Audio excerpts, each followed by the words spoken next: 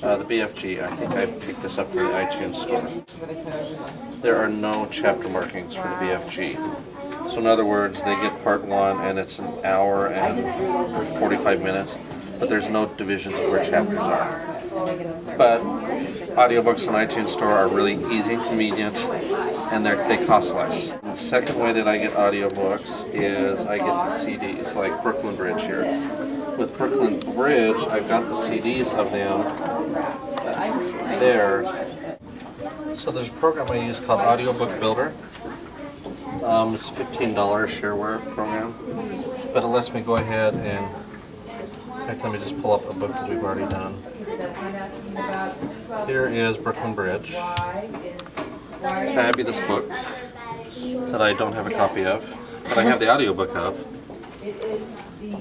But with Brooklyn Bridge, you go in, basically put in the book, the author. You can choose a genre, but obviously I want to put this in audiobooks in my iTunes library.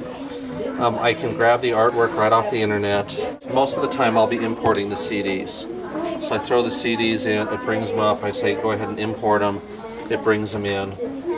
Or I can go into iTunes. If I have something that's in iTunes already, I can make that into an audiobook and add chapter markings. The type of file that uses the chapter markings is a special M4A file. And I don't understand how to do it, and you can do it by hand, but I don't want to do it by hand. I use this. I can go in and I can break things apart. In other words, the audio CDs usually break it into 5-minute segments like this one has, but I can go grab all of chapter 1 and say join those all together and call that chapter 1. And I do that for bring in all the CDs, multiple CDs, make the chapters the way I want them, and then at that point I just look and say, okay, it should have 26 chapters, it's going to be that long, and at that point I just click Build Audiobook, and it does all of the file creation for me, and it also dumps it right over into iTunes for me. So it's very slick and handy. It does take some time because you're importing CDs, but I get all the chapter headings, which for students is invaluable. You know, to go to the BFG but you don't have any chapters, that's annoying.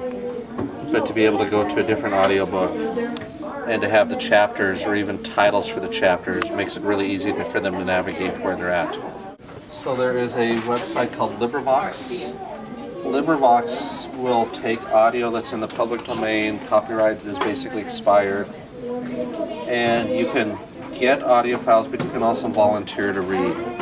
So it's kind of a service humanitarian project in some ways. And so I could go in here, and I'm just going to go ahead and look at the LibriVox catalog. So how did you decide to count by 5? I'm just going to browse the catalog here. Here's Aesop's Fables, volumes 1 through 12. So this is a complete Aesop's Fables. If I wanted to add that in, I could download these files individually. Once again, if I have something like this, I'm probably going to combine it using that audiobook builder. The only thing about LibriVox is you're getting volunteer readers, but they're free. Is this the same question you had, Maya? The other places I find audiobooks, Borders. This book was on clearance for $5. It included the CD with James Earl Jones. So, $5, I've got me a new audiobook with a companion copy. Parents will donate. Wendy's, right now in a Wendy's Kids Meal, they're giving audiobooks away. So there are all these little places you can find audiobooks at. Conferences. Went to conferences, and a lot of times at the reading conferences they'll have publishers there and they'll have pre-releases. So this book, Masterpiece, just came out about a month ago.